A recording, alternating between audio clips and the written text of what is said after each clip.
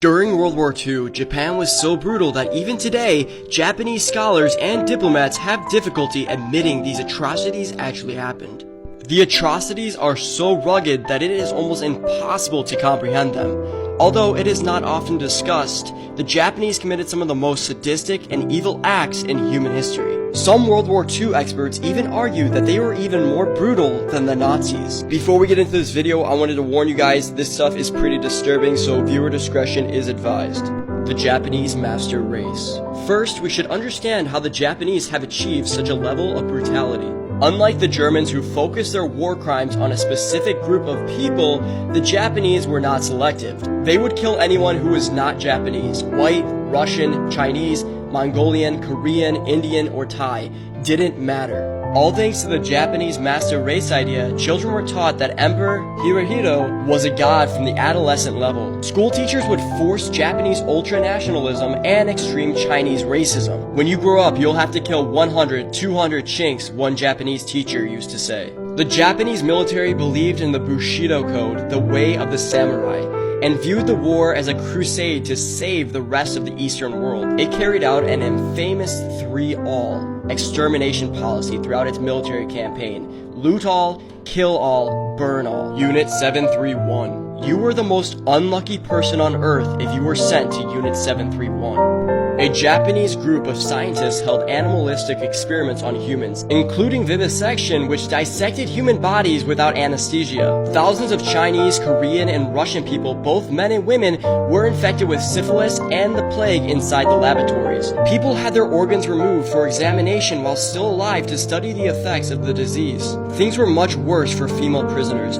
They were viciously raped so the weapons and trauma experiments could be tested on them and their kids. Scientists didn't really bother with control groups or large samples. It was just pure evil.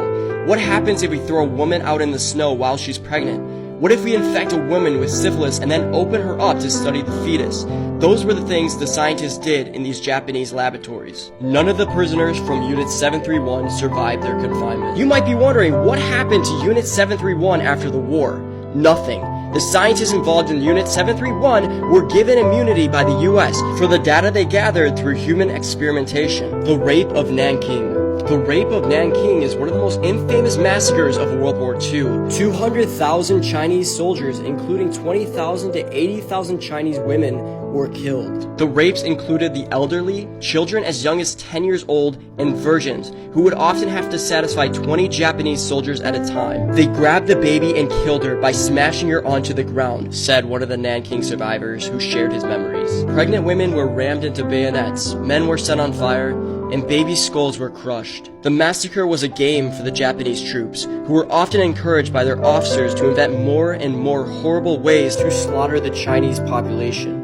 The Germans had the SS, while the Japanese had an entire army committed to evil. It's so strange that the average person outside of China and Korea knows almost nothing about the Nanking. One author, Iris Chang, even wrote an influential book called The Rape of Nanking, The Forgotten Holocaust of World War II.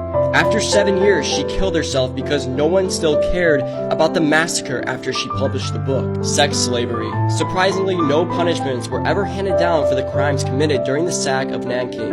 However, the Japanese High Command did take note of the international outrage and the disastrous turn of public opinion that their actions caused. Thus, to prevent another mass rape, senior commanders established special military brothels to help soldiers keep their distance from local women. Female inmates were taken from occupied territories and taken to remote locations to serve the troops. Some were told lies about easy work as domestic servants, others were simply kidnapped. Once women got to their destinations, they were held as prisoners. Soldiers had 1 day off a month to visit the brothel, and inmates were punished if they didn't enthusiastically please their customers. Comfort stations were attached to all the large units, and they would move with the front. Although sources disagree about the number of victims, Japanese historians claim that only about 20,000 women were abducted in this way. However, a joint project between the Chinese, Taiwanese, and Korean authorities estimates it was actually close to up to 400,000. The Bangka Island Massacre. When the Japanese took over Singapore, Allied forces left the island. Japanese planes bombed the sea to sink as many fleeing transport ships as possible. One such boat was filled with 65 Australian nurses, and 53 of them managed to swim to the small island of Bangka after their ship has sunk. Unfortunately, it was controlled by the Japanese soldiers, who brought together as many people as possible, injured servicemen, Allied soldiers, and some nurses. The Japanese set up a machine gun on the beach and ordered everyone to walk into the shallows, shooting them all down. Only 2 people survived the incident. The Sandakan Death March. The Sandakan Death March is little known, although it is considered the worst military atrocity in Australia's history. The incident occurred at the end of World War II when the Japanese were fleeing. They left the Sandakan POW camp in Borneo and forced the soldiers kept there to march through the jungle with them until inmates died of starvation and diseases. Any soldiers who actually made the entire trek were executed by the Japanese. Only 6 survived the march of the 2,700 prisoners of war at the Sandakan camp. Cannibalism. From late July to early August 1942, an entire division of Japanese soldiers tried to force a tricky crossing in New Guinea, rugged Central Highlands. They were fighting a few companies of Australians who managed to halt the advance and drive it back from the mountain pass. When the Australians searched the abandoned Japanese camp for prisoners they had lost in the fighting, what they found shocked them.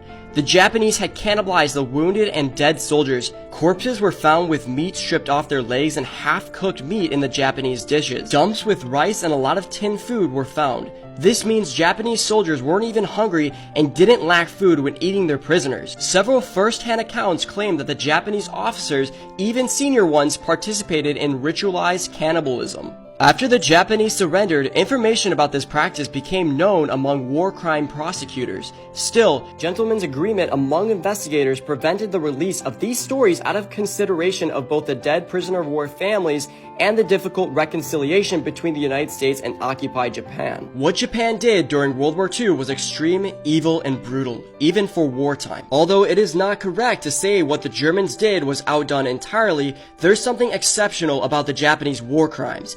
They seem beyond comprehension. Complete removal of any humanity. For some Japanese soldiers, kicking a baby was like kicking a soccer ball. A Nanking survivor in a published testimony says, "One of the other Japanese devils saw my baby brother bawling on the ground and skewered him clean with a bayonet, then picked him up and tossed him away." We should understand that Japan in World War II and Japan today are totally different. Obviously, the Japanese nowadays are not evil, but what their country did during World War II should never be forgotten, but taught in every public school. Although it seems better to forget this terrible history, it would be a dishonor for those who suffered and perished. Looking at the worst of Japan's crimes in World War II also helps us understand today's world a little better, especially the animosity Korea and China still have for Japan.